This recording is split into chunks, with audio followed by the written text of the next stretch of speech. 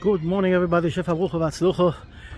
And today we make it a little shorter because we just now arrived from the airport. But I want to do, we have a kviyut, we have to do the kviyut. Vayikra, we're opening a new book. One of the interesting things when we're talking about Vayikra is when we look back into the end of Shefet Shmot, we see something very unbelievable, like Moshe Rabbeinu, who did everything, who is Kadosh Elyon. He cannot go into the temple. He cannot go in. Ki malek kvod Hashem, the Shechina is there, he cannot go in. But now we see in Vayikra, the Kodesh Baruch Hu himself calls him to come in. So why didn't we end Sefer Shmot with a happy end, that Moshe Rabbeinu gets into the Mishkan? And only now in Vayikra we're opening it and telling everybody that not only Moshe Rabbeinu is going in, the Kodesh Baruch Hu himself is calling him. Because here again we have a very important lesson. The Torah wants to tell us, it doesn't matter who you are and how great you are. You can be a tzaddik as Moshe Rabbeinu, but at the end of the day you are just a human being. And this is something that we have to put in our mind. And the stop is sometime on the way. You have to stop for a moment and think, am I going on the right way? And this is what David HaMelech says. I'm asking once from God. That's what I plead for. I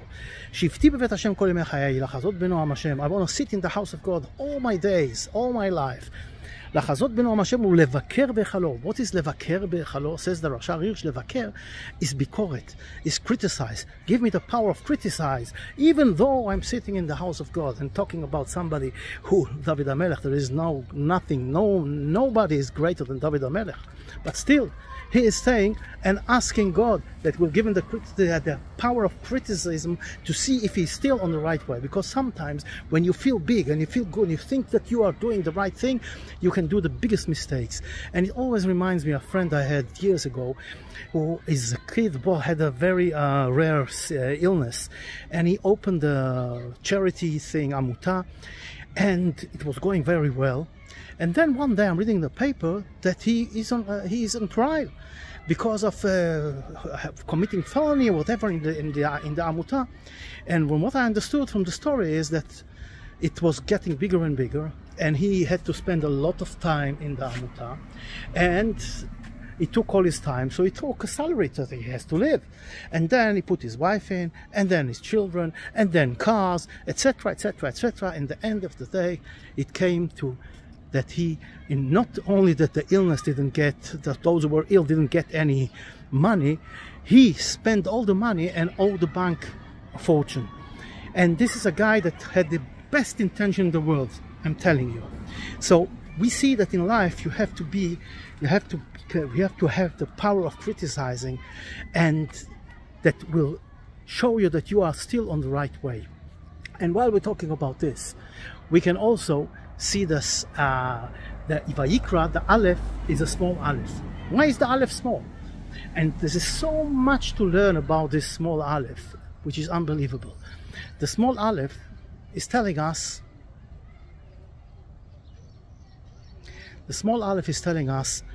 as first of all, humbleness, anava. Moshe Rabbeinu, he was the greatest from all, but from one other side, he was the humblest from all. He had this humbleness inside him. He made the Alef small because Alef Vayikra, God is calling him. He says, Lo Vayikra. You don't see the Alef like it's from by Mikre, like God is calling him like the prophets of all other nations, which is again showing he didn't want to show off and see, wow, I am the great guy that God is calling him. And this Alef is also the reason that he is hearing God, because one of the big arguments is Moshe Rabbeinu, sorry, I had a small disturbance. Anyway, this small Alef with Moshe Rabbeinu is telling us that Moshe Rabbeinu, he heard God. There is a discussion if the voice of God was high or low. Why only Moshe Rabbeinu heard the voice? Because he was standing outside, and he heard the voice, and nobody else heard the voice.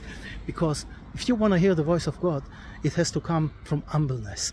If you have your ego inside this, you don't hear nobody, don't listen to nobody, you definitely cannot hear God. In order to hear God, you need humbleness. And this is one of the biggest point of Moshe Rabbeinu, to tell us that, and by the way, if you think about it, from the humbleness comes the greatness, because Moshe Rabbeinu, once I was the greatest of all, and from the other side, the most humble guy in the world.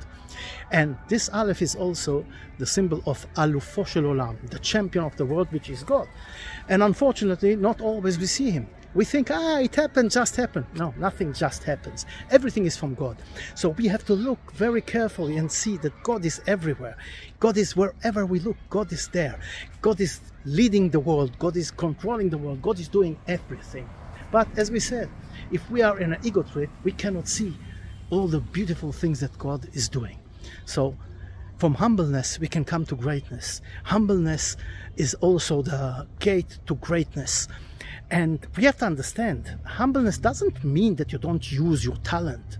On the contrary, of course you use the talent. You have to use your talent. This is why God gave it a talent. But the point is, how do you use your talent?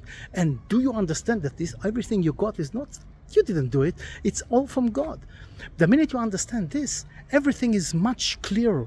Everything is much, you do it in the way that you should do it. And we're talking about the book of sacrifices, Sefer HaKorbanot. What is a sacrifice? A sacrifice is to sacrifice your lust and sacrifice your ego. Again, come to the ego. The ego is one of the most, let's say, the biggest fight that we have in life. Because everybody's got an ego. And we all want to be in control. And we all think that we know everything. And this is exactly the point. You have to sacrifice your ego in order to get to holiness. Unfortunately, some people not only sacrificing the ego, they're sacrificing the spirituality for the materialistic, for the lust, and for all the joys of the materialistic world, for the body and not for the soul. And this is exactly the point. What are the sacrifices? The sacrifices are animals, the behemoth. And this is actually the nefesh habehemit. We have to sacrifice the animal inside us, the behemah, the beast that is inside us, the beastly soul. And this is what we have to fight against. Sacrifice this in order to get to a spiritual high level. And if we do, unfortunately, sometimes the opposite, that's exactly one of the problems that we have. Talking about sacrificing. I just now came back from China, and there in Bet Chabad they sacrifice everything. Being in for example in Gwanzhou, in a place where it's very, very hard to keep all the tradition, the Jewish tradition, and they not only keeping the Jewish tradition, they make sure that everybody who comes there, like for us, visitors, business people, or even people that are there, Jews that are there, they are taking them all in. They have a kosher food, they have filot, they have, now just seeing behind the curtain how they prepare everything for Pesach. We don't understand how much they put into it. And the biggest sacrifice is their families. They bring their own families there, the children. The children didn't choose to come there, but they're there, sacrificing. And while we were there on Shabbos, one of the guests told us a beautiful story about another sacrifice. There were two guys going into Gaza, and they had to go into one of the houses, I think, and they have an argument. One guy is married with 4 children, and the other guy is single. So the guy that is single, he tells the other guy, I'm going to go in first because you have a wife and children, and you don't want, chas v'shalom, if something happens, that your wife will be a widow and your children will go without a father. The other guy says, no, I've got a house, I built a house, I've got children, I've got a wife, you've got nothing, you still didn't build your house, I go first. This, Baruch Hashem, they both got out of it. But this is sacrificing. Look at all those sacrifices. And we sometimes have difficulties with that. Now, on the flight, you daven, you look for kosher food. And even in the simple life, what are you sacrificing? Do you understand and realize how big this is? Do you understand and realize? And this is all the idea of Vayikra, the small Alef that shows us God is everywhere, but sometimes we don't see him. And one of the main reasons we don't see him, because we have the pride, the ego. We are on an ego trip. So first of all, take down your ego, sacrifice your ego. This is the sacrifice your ego, and bring in God into the picture. And when we're talking about sometimes you have difficulties, think about all those kedoshim v'terorim, all those people who unbelievably fought for us, were killed for us, for the Jewish nation, and all those in the captivity, what they did in order to keep Shabbos and other things. Think about those those soldiers discussing who is going to go first. Think about those Chabad houses all over the world supplying kosher food and Jewish tradition and love to everybody who comes there. Think about all those things, and you will understand and realize that how dare we even think about the small sacrifices that we do for our tradition, for our religion. So let us all connect to God, Vayikra, listen to God, see God, and understand that He's everywhere. And Be'ezrat Hashem, we will bring the Geulah Shlema b'mehera b'yameinu. Amen.